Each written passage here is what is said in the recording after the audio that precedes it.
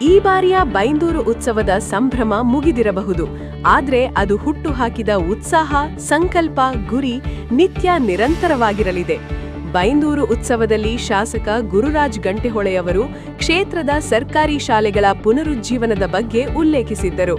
ಗ್ರಾಮೀಣ ಭಾಗದಲ್ಲಿ ಸರ್ಕಾರಿ ಶಾಲೆಗಳ ಮಹತ್ವ ಅರಿತಿದ್ದ ಗಂಟಿಹೊಳೆಯವರು 300 ಟ್ರೀಸ್ ಯೋಜನೆ ಮೂಲಕ ಸರ್ಕಾರಿ ಶಾಲೆಗಳ ಉಳಿವಿಗೆ ಟೊಂಕ ಕಟ್ಟಿ ನಿಂತಿದ್ದರು.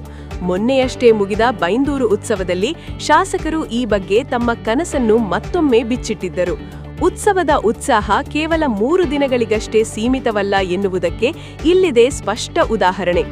ರೋಬೋಸಾಫ್ಟ್ ಟೆಕ್ನಾಲಜೀಸ್ ಎಂಬ ಸಂಸ್ಥೆಯು CSR ನಿಧಿಯಿಂದ ಸರಕಾರಿ ಮಾದರಿ ಹಿರಿಯ ಪ್ರಾಥಮಿಕ ಶಾಲೆ ಬೈಂದೂರು ಇಲ್ಲಿ ನೂತನವಾಗಿ ಶಾಲಾ ಕೊಠಡಿ ನಿರ್ಮಿಸಲು ಮುಂದೆ ಬಂದಿರುವುದು ಬೈಂದೂರು ಉತ್ಸವದ ಫಲಶ್ರುತಿ ಎಂದೇ ಹೇಳಬಹುದು.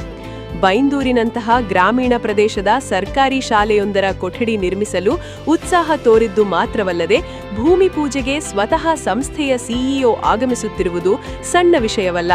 ಅಷ್ಟು ಮಾತ್ರವಲ್ಲದೆ ರೋಬೋಸಾಫ್ಟ್ ಸಂಸ್ಥೆಯ ಸುಮಾರು 1 ಕೋಟಿ ರೂಪಾಯಿಯ CSR ನಿಧಿಯನ್ನು ಬೈಂದೂರಿನ ಸರಕಾರಿ ಶಾಲೆಗಳ ಅಭಿವೃದ್ಧಿಗೆ ವಿನಿಯೋಗಿಸಲು ಸಂಸ್ಥೆ ನಿರ್ಧರಿಸಿರುವುದು ಸಮೃದ್ಧ ಬೈಂದೂರಿನ ಚಿಂತನೆಯ ಸಫಲತೆಗೆ ಹಿಡಿದ ಕೈಗನ್ನಡಿಯಾಗಿದೆ.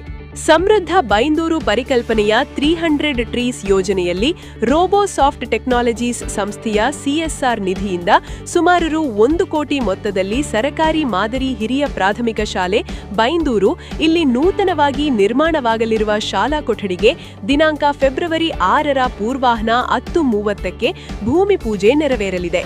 ಕಾರ್ಯಕ್ರಮದಲ್ಲಿ ಬೈಂದೂರು ಶಾಸಕರಾದ ಶ್ರೀ ಗುರುರಾಜ್ ಗಂಟಿಹೊಳೆ, ರೋಬೋಸಾಫ್ಟ್ ಟೆಕ್ನಾಲಜೀಸ್ ಸಂಸ್ಥೆಯ CEO mister Ron Mahan, global sales ಇದರ executive vice president mister Stephen, global delivery ಇದರ executive vice president mister Shrinidhi Rao, HR miss Reena Malik ಮತ್ತು ಪ್ರಮುಖರು ಉಪಸ್ಥಿತರಿರಲಿದ್ದಾರೆ.